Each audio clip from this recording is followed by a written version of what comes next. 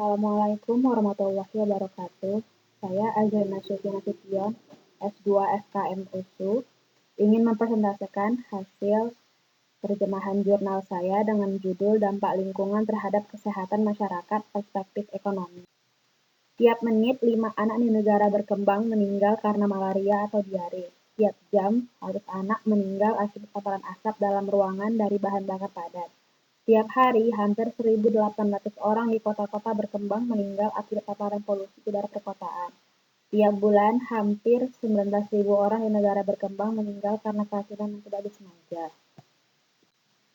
Pendahuluan, lingkungan memengaruhi kesehatan kita dalam berbagai cara.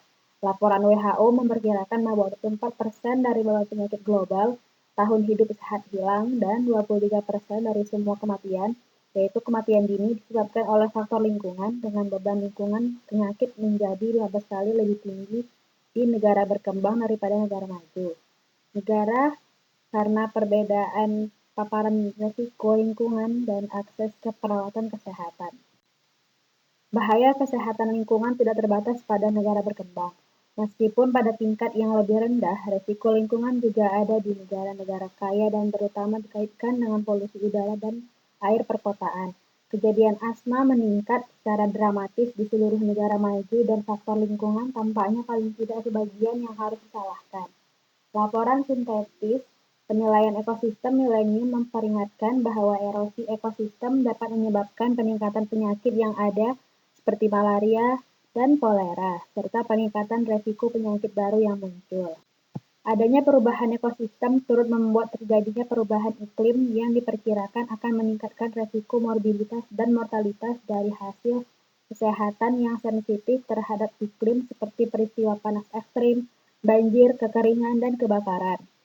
Penyebaran penyakit yang ditularkan melalui vektor seperti malaria juga masih tetap ada. Sebuah studi di Meksiko mengungkapkan bahwa emisi gas rumah kaca yang lebih rendah akan menghasilkan penghindaran sekitar 64.000 kematian dini selama periode 20 tahun. Penelitian ini berfokus pada pengurangan polusi udara dalam dan luar ruangan, peningkatan kualitas air, dan mitigasi perubahan iklim. Temuan studi penilaian memiliki indikasi kebijakan yang penting karena faktor resiko lingkungan yang dipelajari sebagian besar dapat dihindari dengan intervensi kebijakan yang efisien dan berkelanjutan.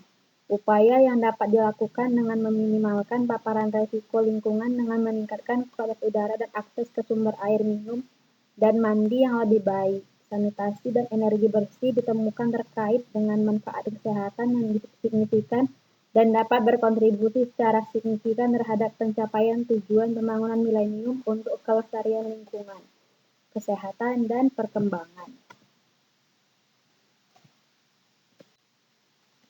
2. Teknik penilaian ekonomi.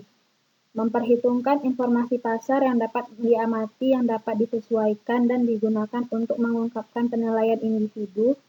Preferensi yang diungkapkan termasuk biaya penyakit, survei sumber daya manusia, harga hedonis, dan studi tahun kehidupan yang disesuaikan dengan kualitas. 2 metode preferensi yang paling terkenal adalah Contingent Valuation Method atau CVM dan Choice Experiments atau CE.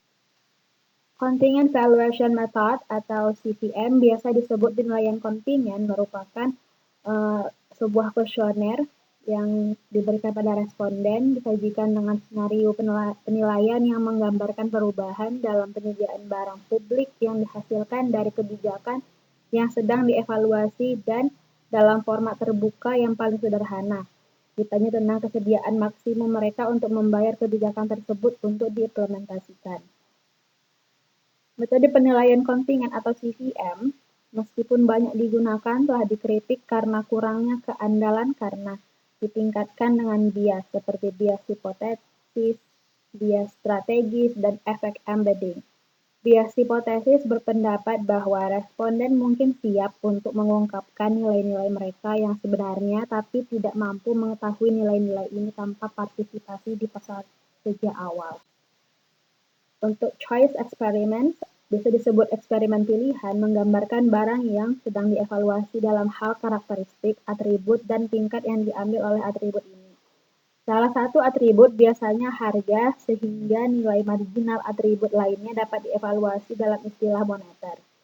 Eksperimen pilihan memiliki keunggulan penting atas metode penilaian lain, terutama karena sifat eksperimental mereka yang memungkinkan representasi keadaan lingkungan yang berbeda menggunakan atribut dan tingkat situasi pilihan tertentu.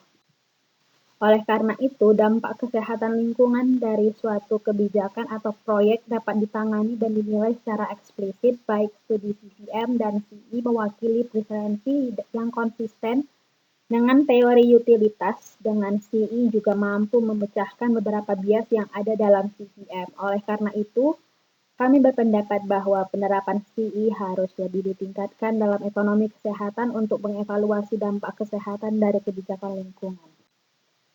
Ketiga, penilaian ekonomi dampak kesehatan lingkungan, yakni bukti empiris.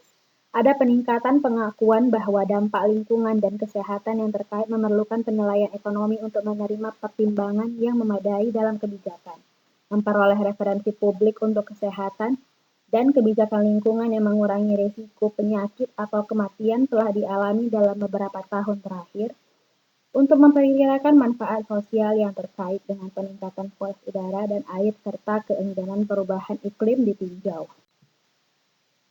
Yang pertama dari penilaian tersebut adalah kualitas udara.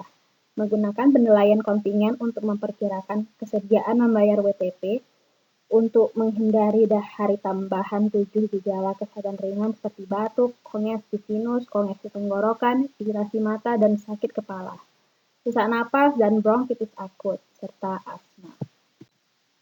Kemudian yang kedua ada kualitas udara. Penilaian kontingen digunakan untuk memungkinkan perkiraan langsung manfaat kesehatan dari pengurangan polusi air.